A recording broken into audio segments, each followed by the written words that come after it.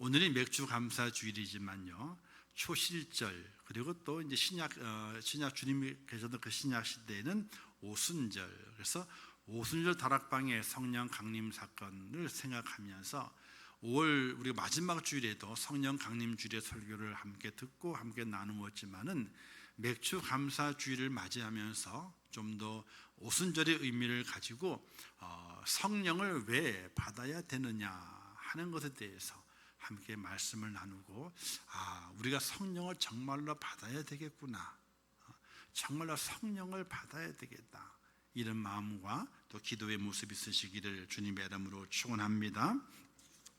신약에 보게 되면요, 성령 충만하라라는 말씀도 있고요, 복음서에 보게 되면 성령 세례를 받으라 이런 말씀도 기록이 되어 있습니다. 누가복음에 보게 되면요, 요한이 모든 사람에게 대하여 이르되 나는 물로 너에게 세례를 베풀거니와 나보다 능력이 많으신 이가 오시나니 그는 나는 그의 신발끈을 풀기도 감당하지 못하겠노라. 그는 성령과 불로 너희에게 세례를 베푸실 것이요, 이렇게 말씀을 하고 있습니다. 바로 세례 요한은 물로 세례를 베풀지만은 내 뒤에 오시는 분은 능력이 많으신 분이어서 그분은 성령과 불로 너희에게 세례를 베푸실 것이라. 즉 이 말은 지금 내게 물로 세례를 받지만은 내 뒤에 오시는 분을 만나게 되면 그분을 통해서 성령과 불로 세례를 받아야 된다, 이렇게 이제 세례 요한이 말씀하신 것이라고 볼 수가 있게 됩니다. 그 당시의 세례는 약식 세례가 아닙니다. 침례입니다. 그래서 요단 강가에 데리고 가가지고 거기서 물을 펑 집어넣어요. 그 다음에 꺼냅니다. 이게 침례입니다. 그런데 이제 현대 교회에 오면서 침례 시설을 갖추지 못하기 때문에 약식 세례로 이렇게 물을 가지고 현대 세례로 바뀌게 된 거죠. 근데 침례를 하시는 교회가 있죠. 침례 교회가 기본적으로 침례를 진행하고, 근데 침례 교회도 그런 침례 시설이 안 돼 있기 때문에 약식 세례를 합니다. 또 어떤 교회는 이제 여름에 이제 침례 날짜를 정해 가지고 외부의 강가에 나와 가지고 침례를 하는 경우도 있습니다. 이제 동남아 지역 같은 데는 선교사님들이 세례를 주게 될 때에 약식 세례를 안 주고요, 일단 강가에 가서 침례를 줍니다. 근데 침례의 의미가 뭐냐면요, 물 속에 잠기는 거예요. 물 속에 사람이 잠기면 어떻게 되죠? 안 나오면 죽는 거죠. 나오면 살지만은 물 속에 잠기게 되면 죽는 거예요. 그래서 침례라고 하는 것은 내 옛사람을 죽인다는 거예요. 그래서 물 속에 빠져 들어가는 거예요. 그리고 이제 다시 끄집어내게 되죠. 예수의 은혜로 새 생명을 얻었다, 다시 일어나는 겁니다. 그래서 침례는 의미가 너무나 깊어요. 우리가 세례를 받을 때에도 그런 의미를 가지고 세례를 받아야 되는데 내 체험적으로 그게 잘 오지 않기 때문에 죽었다는 인식이 안 되죠. 어느 침례교회에서 이런 일이 있었답니다. 침례 시대에 대해 있어 가지고 침례를 주게 되는데, 이제 목사님이 이제 하단 안에 들어가서요. 근데 이제 장로님하고 같이 두 분이서 이제 누르는 거예요, 사람을. 이제 근데 어느 장로님이 기분이 안 좋으셨나 봐.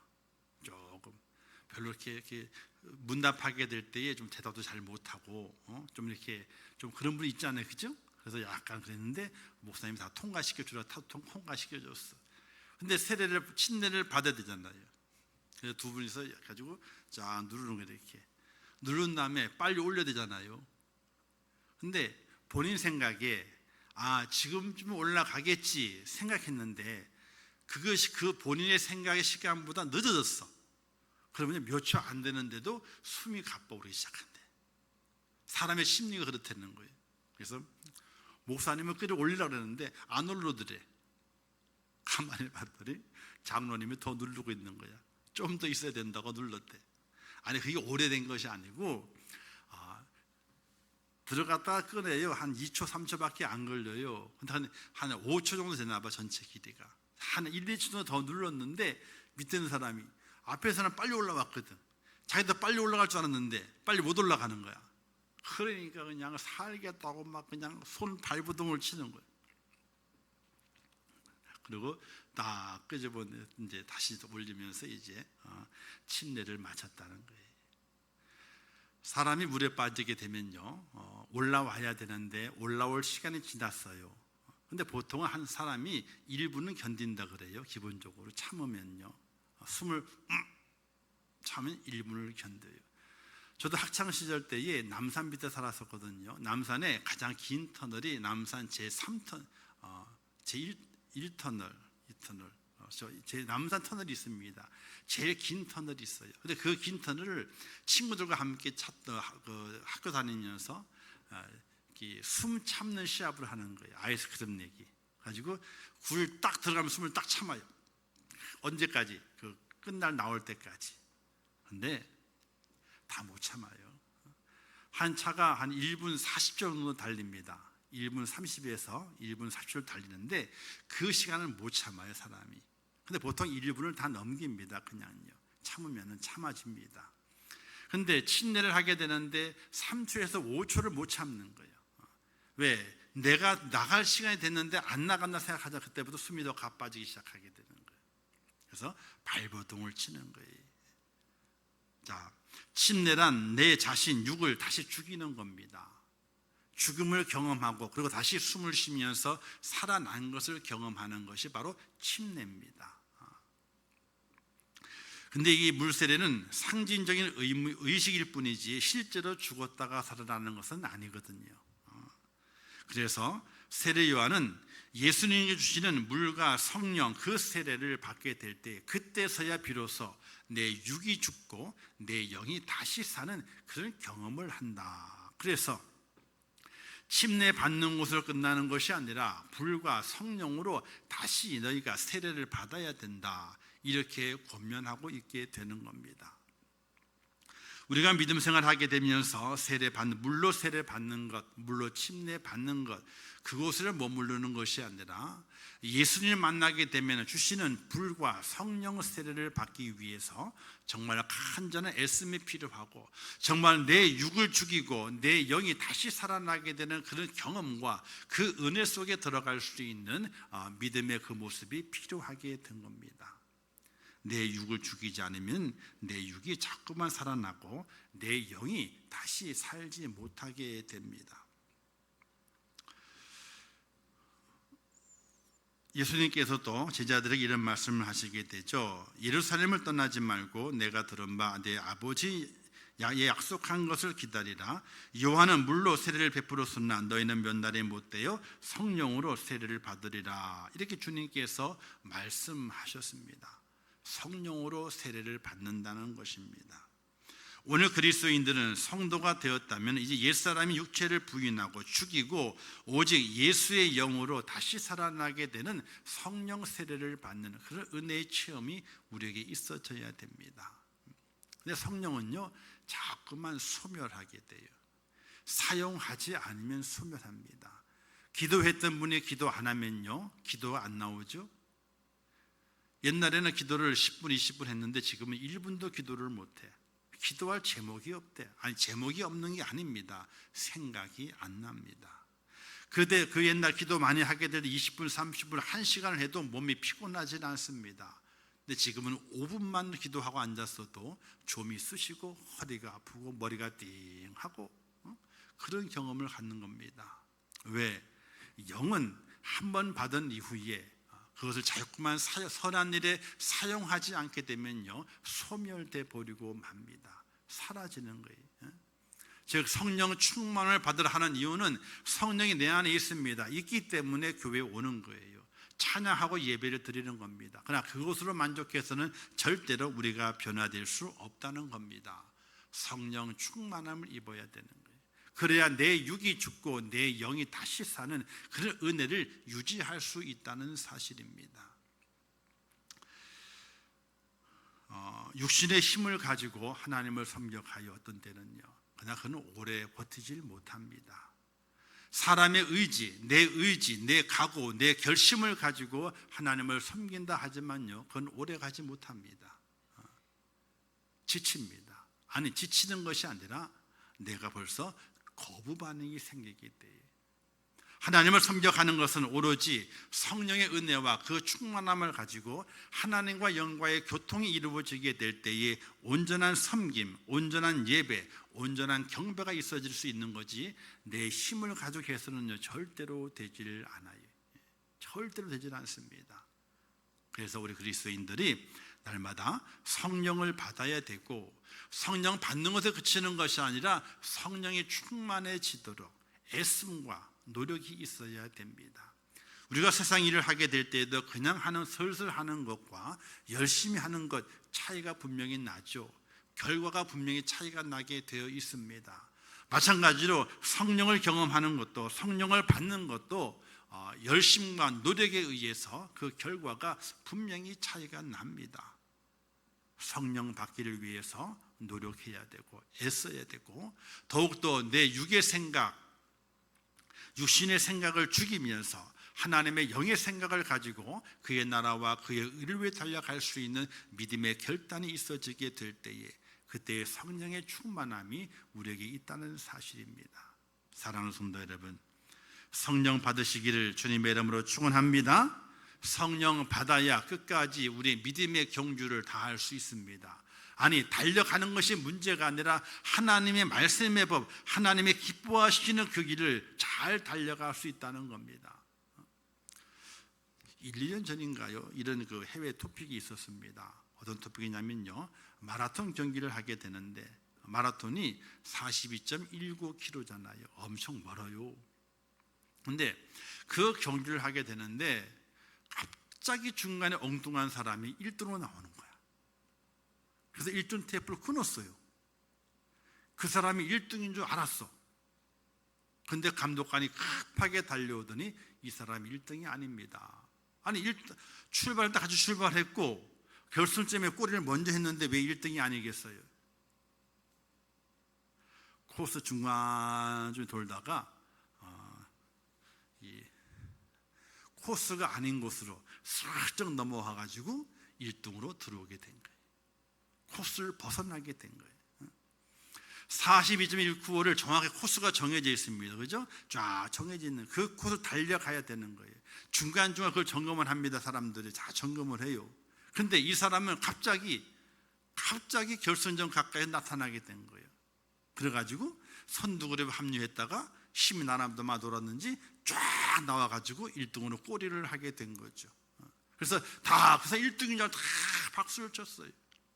근데 알고 봤더니 중간에 툭 튀어나와서 제 코스를 다 달리지 않고 중간에 코스를 이제 위반해서 1등으로 꼬리를 한 것이 발각이 돼가지고 이제 1등이 취소가 되고, 그리고 그 다음에 들어온 사람이 1등으로 세워지게 되는 그런 웃지 못할 일도 있었어요. 우리가 믿음의 길을 걸어가지만은, 열심히 내가 달려가지만은 그 길을 걸어가게 될 때에 하나님이 정해놓으신 코스가 있는 거예요. 그 코스대로 완주해 가야만이 마지막 골인 할 때에 그 골인 한 것을 인정하게 되는 것이지, 그 코스를 벗어났을 때는요, 나는 1등인데, 나는 제일 먼저 들어왔는데, 나는 그 코스를 나는 제대로 들어온 것 같은데 하나님께서는 그것을 인정하지 않는다는 사실이에요. 왜? 코스를 벗어났기 때문에. 그걸 잘 생각하셔야 돼요. 믿음의 삶을 살면서. 그러므로 말미암아 오늘 우리 그리스도인들은 그냥 물세례 받은 것, 그것으로 끝나는 것이 아니라 정말 하나님의 법에 내 마음을 드리고 성령의 법에 내 삶을 맞춰가게 살기 위해서 내가 성령을 받아야 되는구나. 하나님의 그 영과 교통하는 그런 은혜를 내가 누려야 되는구나.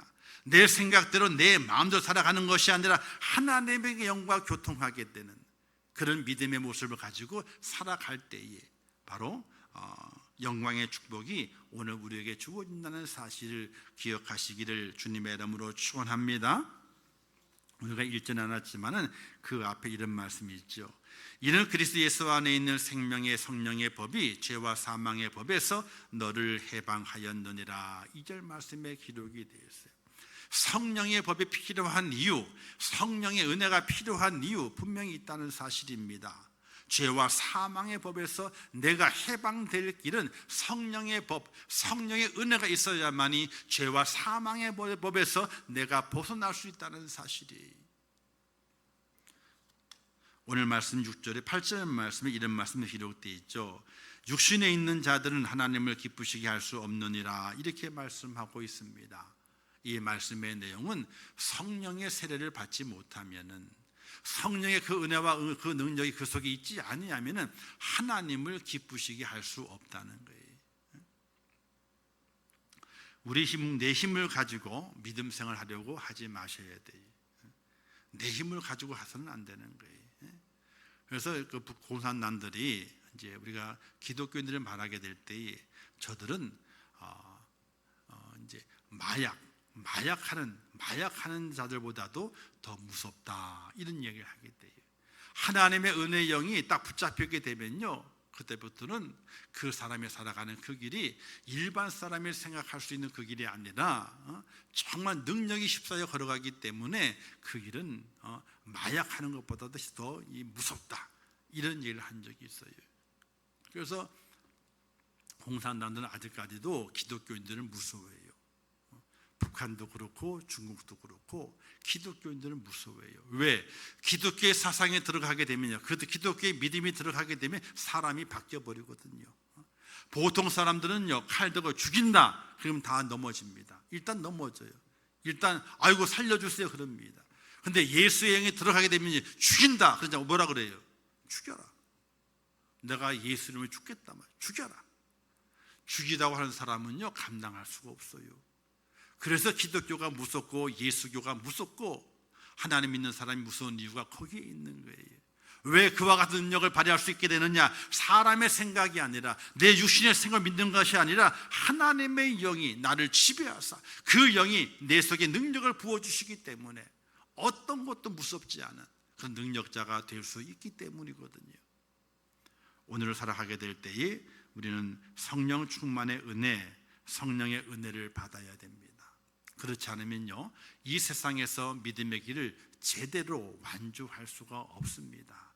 자꾸만 내 육의 생각이 살아납니다. 내 육의 모습이 살아납니다. 내가 그전에 감추었던 거 자꾸 일어나게 됩니다. 무엇처럼? 잡초처럼요. 잡초를 다 뽑았잖아요. 그냥 가만히 한 달만 내버려 두세요. 그럼 또 어떻게 돼요? 뽑은 자리에서 또 잡초가 또 나. 또 날 때는요, 종목을 바꿔요. 야, 이 잡초들이 생각이 있나 봐. 네가 나를 뽑았어? 잡초를 뽑았어? 그러면 그래, 다음번에 딴 거 나오게, 딴 걸 내보낼게. 딴 걸 내보내. 아니, 종목이 달라진대요. 잡초가요. 다 뽑잖아요. 그러면 뽑힌 건 안 자라. 근데 딴 잡초가 자라. 더 센 놈이 자라.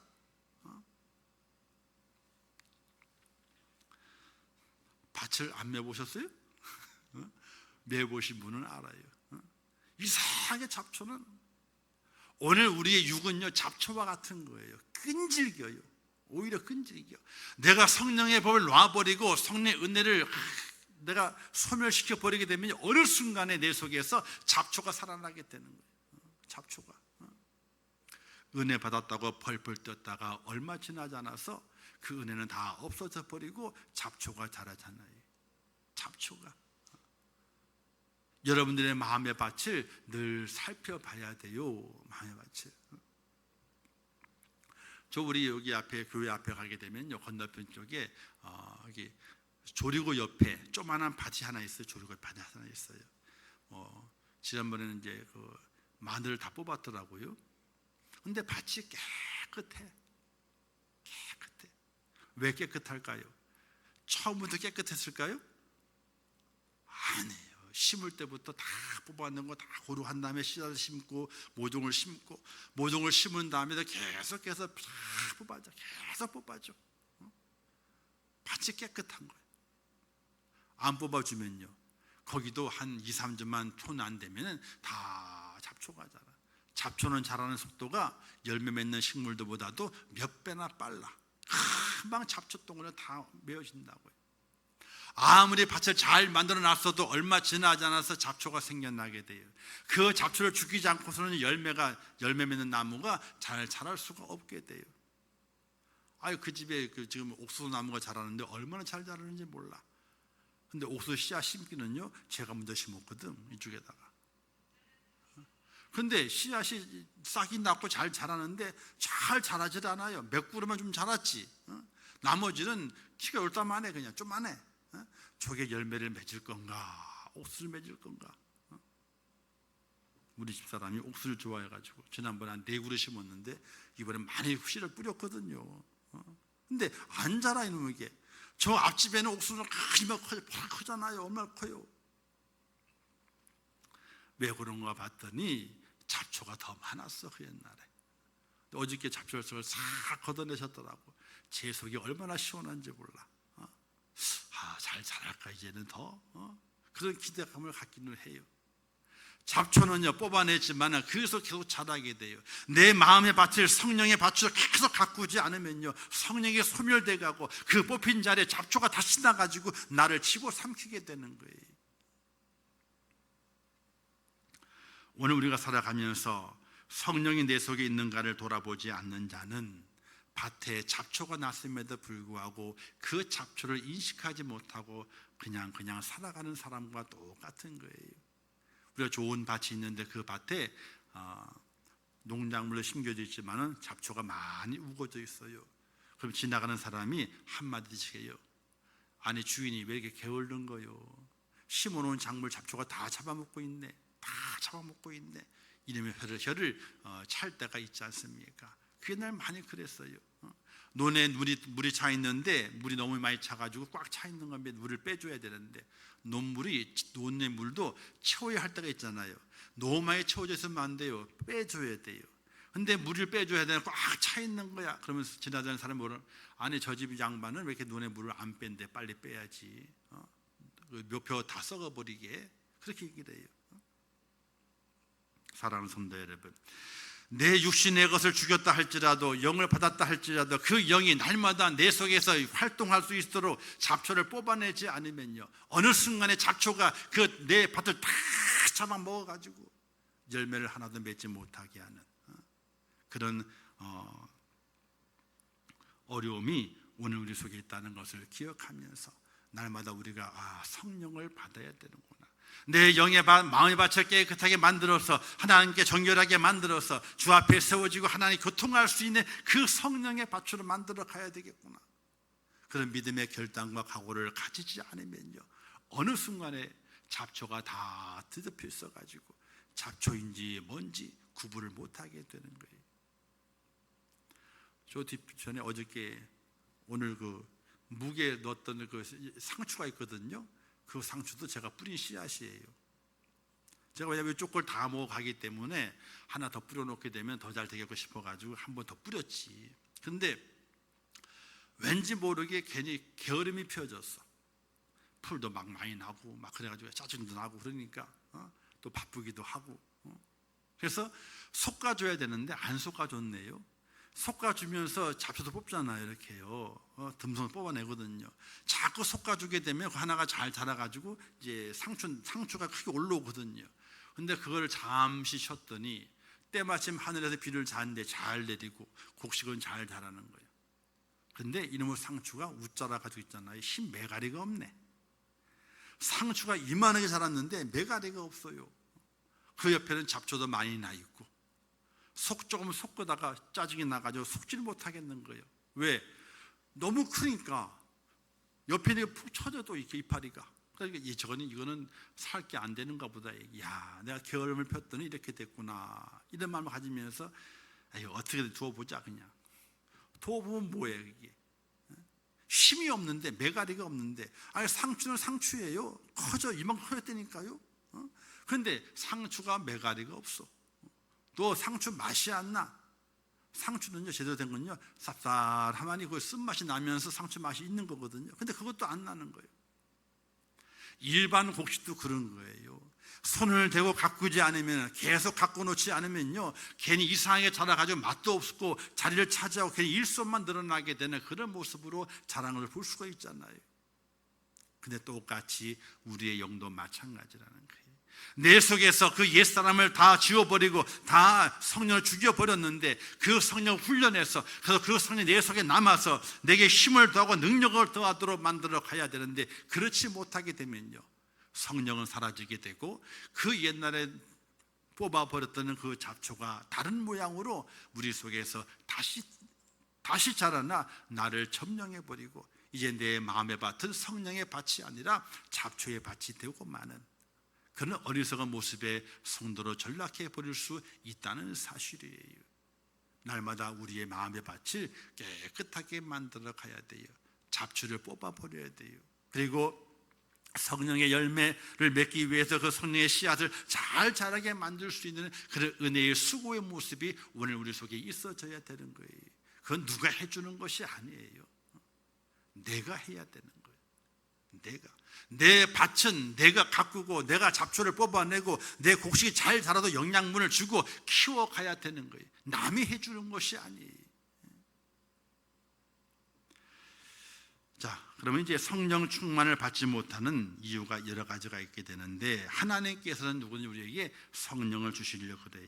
너희가 악할지라도 좋은 것을 자세히 줄 줄 알거든 하물며 너희 천부께서 구하는 자에게 성령을 주시지 않겠느냐 이렇게 말씀하시면서 성령을 구하면 하나님이 주신다는 겁니다. 왜? 아버지 하나님은 좋으신 분이기 때문에. 그런데 성령을 받지 못하는 이유가 7가지가 있다 그래요. 첫 번째가 거짓된 생활을 하는 연고라는 겁니다. 참된 열심은 없고 참된 기도를 떠난 생활이기 때문에 그 속에서 성령을 섭섭하게 해드리는 생활 그것이 있기 때문에 그 사람에게는 성령이 임재하지 않는다는 거예요.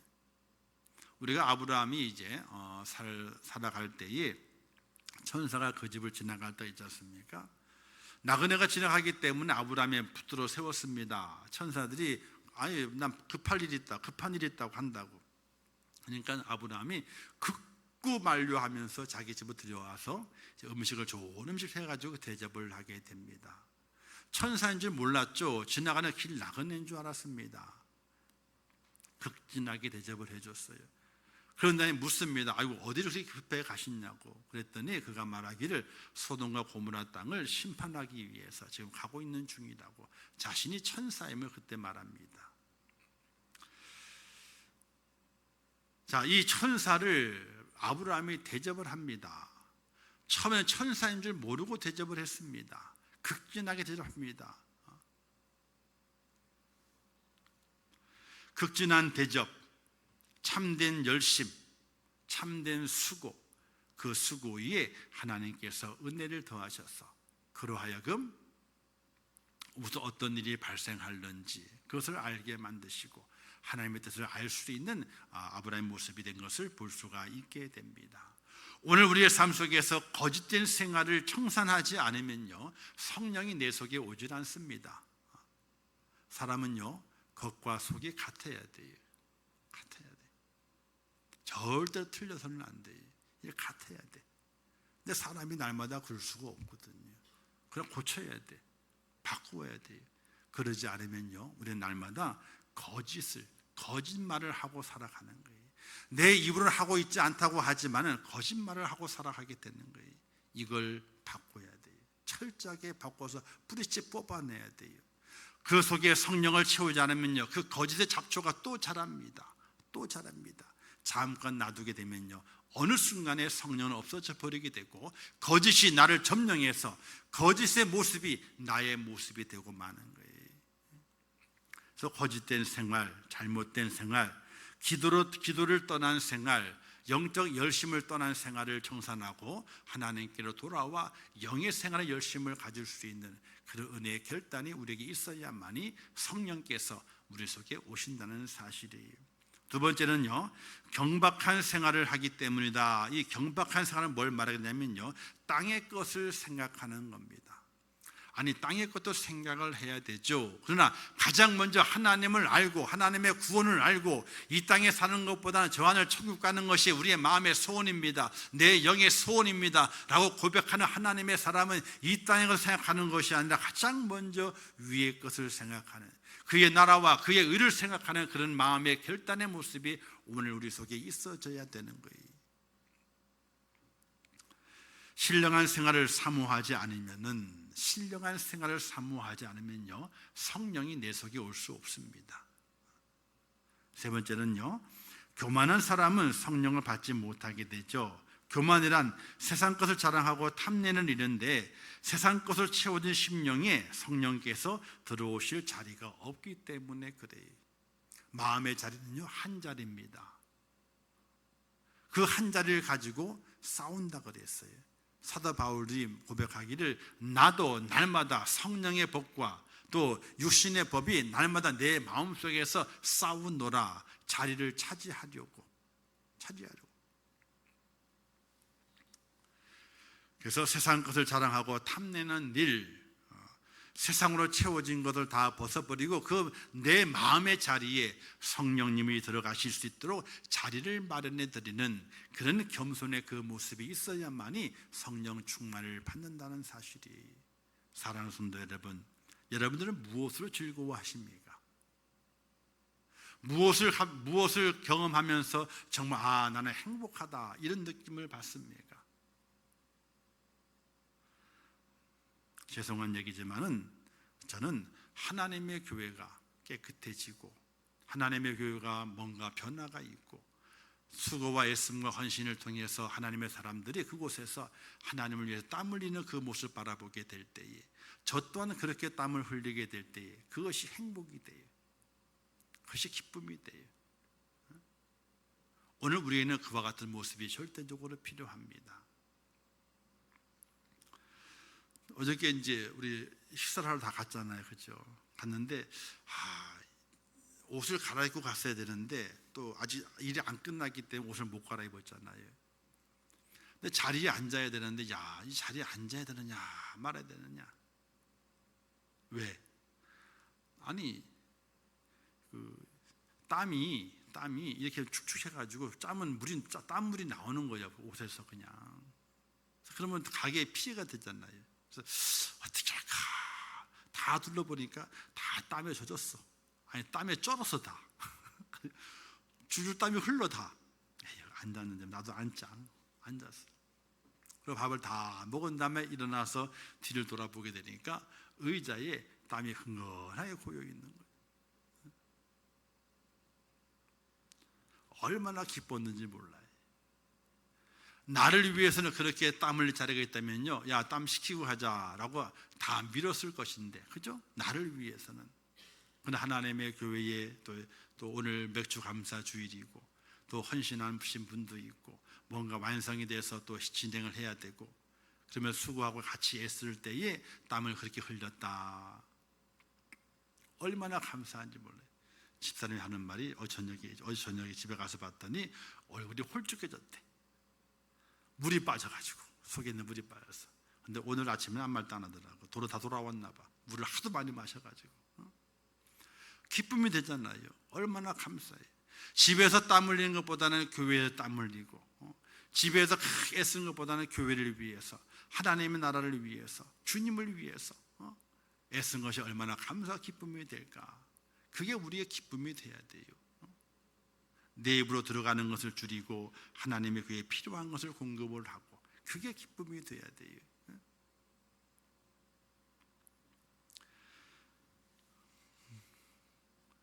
제가 지난 주일 지나고 이제 새벽기도 때에 또 수요 예배 때에 여러 말씀을 하는 가운데 하나님께서는 절대로 주의 종의 입에 나오는 그 말을 헛되이 다른 말이 나오지 않도록 분명히 하신다. 이걸 경험했다 그랬잖아요. 뭔가를 제시했는데 그게 이루어지질 않아. 아무도 호응을 하지 않아. 뭔가 큰 일이 벌어지지 않아. 그럼 어떻게 돼요? 그럼 사탄 마귀가 얼마나 좋아할 거예요. 네가 아무리 그래 봐라 되나? 그럴 것 아니. 하나님께서 그 마음을 아셨는지 그래도 주의 종의 입에 나오는 말은 이루어져야 된다. 그래서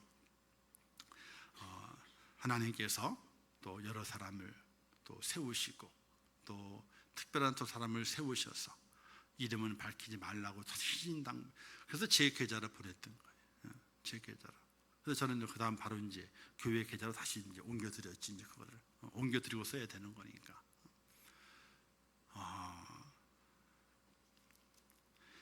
이것이 기억이 돼요. 이제는 더 이상 얘기를 하지는 않겠지만은 어디 가서 제가 뭘 설교를 하든지 또는 간증을 하든지 하게 될 때에 하나님의 역사가 어떻게 일어나게 되는지 그거를 말하지 않을 수가 없는 거예요. 우리 성경에 보게 되면은 향유를 뿌린 여인이 있잖아요. 그 여인의 한 것이 어떻게 이름은 밝혀지고 있지 않지만은 주의 복음이 증거되는 곳마다 이 여인이 한 일이 증거되리라, 이렇게 말씀이 기록된 것처럼. 사랑하는 성도 여러분,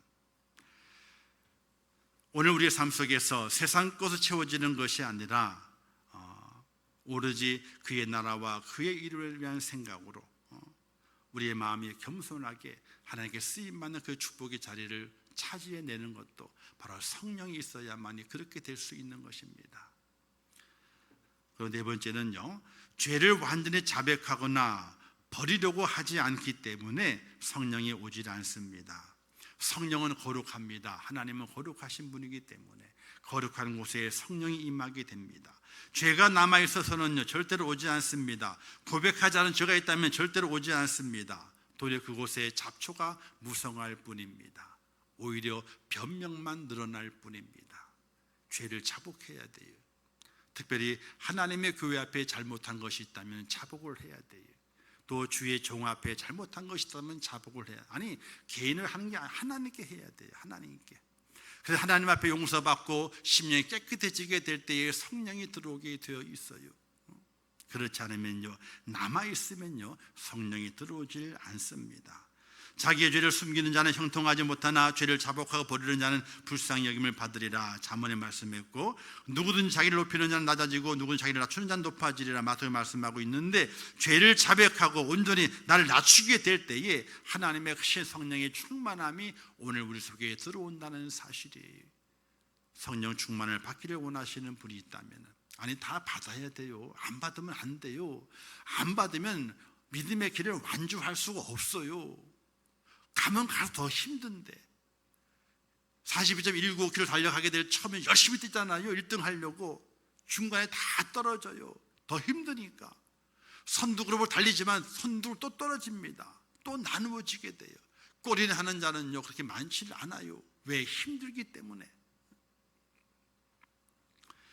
다섯 번째는 자기가 해야 할 일을 알고 있는데 책임을 다하지 않고 있다면요 거기에 성령 충만함을 입질 못해요. 자기가 감당할 책임이 있습니다. 그 책임을 이뤄내지 못하잖아요. 그러면요 성령이 그 속에 들어오질 않아요. 책임을 완수한 자에게 성령의 충만함이 있게 되는 겁니다. 우리가 달란트의 비유를 알고 있지 않습니까? 5달란트, 2달란트, 1달란트. 같은 것 틀린, 양은 틀리지만은 달란트를 맡기셨습니다. 주님이 요구하시는 것은 책임을 다하라, 그것을 요구하신 거예요. 많은 걸 남겨라, 그걸 요구하신 것이 아니라 너에게 주었던 그 책임을 다하라, 이렇게 말씀하신 거거든요. 책임을 다한 자에게는 하나님께서 더 충만한 것으로, 책임을 못한 자에게는 있는 것까지 빼앗는 그런 하나님의 심판을 볼 수 있지 않습니까? 사랑하는 성도 여러분, 하나님 내게 맡겨주신 귀한 책임이 있고 그 책임을 다하게 될 때에 성령 충만함을 잊지만은 그 책임을 다 벗어버리고 책임을 회피했을 때는요 성령의 충만함이 있을 수 없다는 것도 우리가 기억할 수 있어야 돼요. 우리 집에서 그러잖아요. 이제 옛날에 저도 그런 걸 많이 느꼈습니다. 우리 아버지가 언제 큰 소리를 치냐면요 월급 가지고 들어오는 날 큰 소리를 쳐. 옛날에 봉투를 줬잖아요. 누런 봉투에다가 명세세가 쭉 썼잖아요. 그래서 다 수기에 수기 다 손으로 써 봉투에다 돈을 받고 왔어요. 그러니까 누굴 줘요? 아내에게 딱 주는 거예요. 그러면 어떻게 큰 소리를 쳐. 받으라고 다 주는 큰 소리 쳐. 근데 어떤 데는요 소리가 좀 작을 때가 있어. 그럼 왜 그런가 봤더니 나중에 보니까 회식비로 많이 뛰어갔어. 회식비로. 그러면 또 그날 저녁은 또 한번 싸움 나는 거예요. 회식비를 많이 뛰어가기 때문에 또 싸움이 나. 어쨌든 월급을 내밀어 딱 주게 될 때에 그때 아버지가 제일 큰 소리를 치더라고. 이게 뭐예요? 책임을 다했다 이거야. 책임을. 하나님 앞에 책임을 다하게 될 때에 성령 충만의 은혜를 입는다는 사실이에요. 여섯 번째는요, 성령을 거스르는 행위를 하게 되면요 성령의 충만함, 임재를 입을 수가 없게 됩니다. 성령을 거스르는 행위, 하나님의 나라와 그의 의를 위한 일에 일을 잘 감당하지 못하고 회방하게 될 때에 그때 성령께서 임하지 않는다는 사실이에요. 하나님의 일에 적극적으로 참여하고 하나님의 맡기시는 귀한 일을 잘 감당하고 또 그 속에서 주의 뜻을 발견해 가면서 힘써 달려가게 될 때에 성령이 좋아하시는 그 일을 감당하게 될 때에 그때 성령 충만함을 입는 은혜가 임한다는 것을 우리에게 말씀해 주고 있게 됩니다. 마지막 7번째는요, 성령 충만을 받지 못하는 가장 큰 이유가 있어요. 가장 큰 6가지도 그런 이유가 되지만 가장 큰 이유는 뭐냐면요, 성령 충만함을 받기를 원하지 않아. 왜 원하지 않을까요? 성령 충만에 들어오게 되면요, 내 잘못이 다 드러나거든. 우리가 회사마다 회사가 잘 굴러가잖아요. 그 회사에서 예를 들어서 감사를 한다 그랬잖아요. 그러면 제일 싫어한대. 각 부서에 감사 가잖아요. 제일 싫어한대. 왜냐하면요, 감사는 잘한 걸 찾아내는 것이 아니라 못한 걸 찾아내는 거거든. 그러니까 싫어한다는 거예요. 근데 그 감사를 잘 통과했어. 그러면요, 그 부서의 고가 점수가 올라가. 연말에 어떻게 돼요? 상여금이랑 이런 것들, 그 성과급에서 차이가 나게 돼 있어요. 감사를 잘 통과하게 되면 신이 나는 거예요. 그런데 자기 부서에 잘못한 일이 많아. 잘 덮고 있었는데 감사가 들어온다는 거야. 그럼 어떻게 돼요? 그러면 엄청 싫은 거거든요. 감사가 못 들어오게 막으려고 애를 쓰게 돼요. 오늘 그와 같이 성령 충만을 받지 못하는 것은 내가 성령 충만을 받기를 원치 않기 때문에 그래요. 원해야 되는데, 하나님의 사람으로, 믿음의 사람으로 성령 충만을 원해야 되는데 원하질 않아. 왜? 성령이 내 속에 딱 들어와 버리게 되면 내 잘못이 다 드러나거든. 그래서 성령 받기를 싫어한다. 그래서 성령이 그 속에 들어온 것을 싫어한다. 이렇게 성경은 말씀하고 있게 되는 겁니다. 성령의 충만을 받기까지의 겸손과 노력을 두려워하기 때문에 못 받고요, 또 겸손해지고 낮아지는 것을 싫어하는 까닭에 성령 충만 받기를 싫어한다라고 그럽니다. 성령 충만 받으려면 겸손해져야 되거든요. 자기 잘못 다 끄집어내놓고 이렇게 내가 부족하고 연약한 사람입니다 라고 내놓아야 되거든요. 그리고 성령 충만을 받기 위해서는 겸손해지고 낮아져야 되는데 그것이 싫기 때문에 성령 충만 받기를 싫어하게 돼요. 사랑하는 성도 여러분, 믿음의 길을 완주하고 싶으신가요? 하나님의 품에 잘 안겨서 야, 여기가 천국이구나, 야, 내가 여기 오길 잘했지 감탄하고 즐거워하기를 원하시나요? 여러분들의 힘만 가지고는요, 절대로 그 길을 갈 수가 없습니다. 성령 충만의 은혜를 입지 않고서는 절대로 그 길을 갈 수가 없습니다.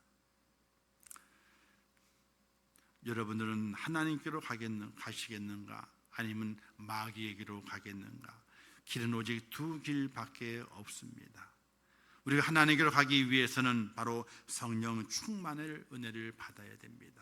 성령이 내 속에 있어야 됩니다. 성령의 빛에 내 마음을 비추고 내 삶을 비추면서 거짓이 없는 모습으로, 진실한 모습으로, 저 간절한 모습으로 하나님의 은혜를 경험하고 성령의 충만 속에 들어가 하나님의 거룩함을 닮아가고 내 속에 있는 거짓과 옛 사람의 모습을 다 벗어버리고 하나님의 새 사람을 입지 않고서는 주의 나라에 이룰 수가 없다는 사실이에요. 여러분 다 가는 줄 아세요? 죄송한 얘기지만 다 가는 것이 아니에요. 내 노력과 내 힘과 내 열심을 가지고 갈 수 있는 줄 아세요? 아니요. 그것 갖고는 갈 수 있는 것이 아니에요. 성경에 이런 말씀이 기록되어 있지 않습니까? 부자가 하나님 천국 가는 것이 약대가 바늘기로 들어가는 것보다 어렵다 그랬잖아요. 그러니까 그러면 누가 갈 수 있느냐?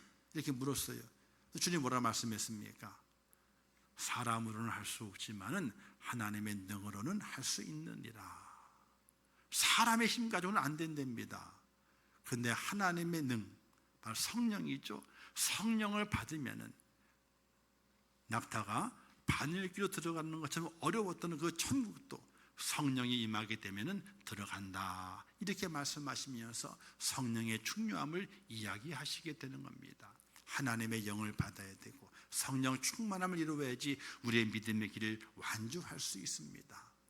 절대로 나는 믿음의 길까지 잘 갈 거야. 천만에 그런 자신감 갖지 마세요.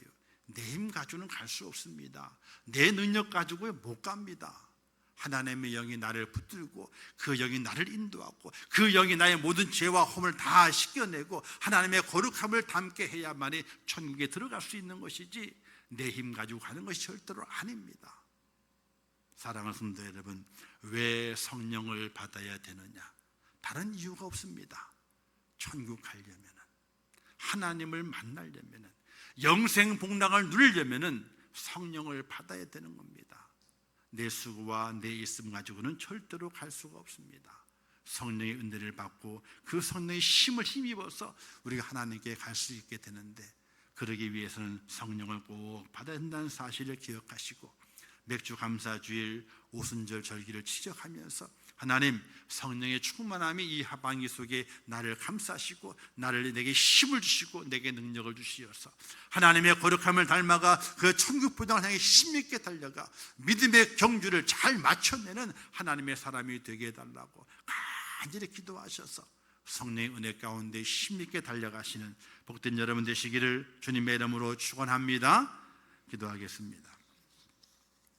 좋으신 아버지 하나님, 은혜를 감사합니다. 저희를 사랑하시고 주님 안에 세우신 아버지여, 저희를 붙들어 주시옵소서.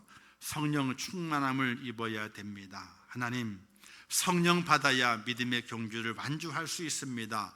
성령 받아야 하나님의 거룩함을 회복하고 그 거룩한 자가 되어 하나님의 손을 붙잡을 수 있습니다.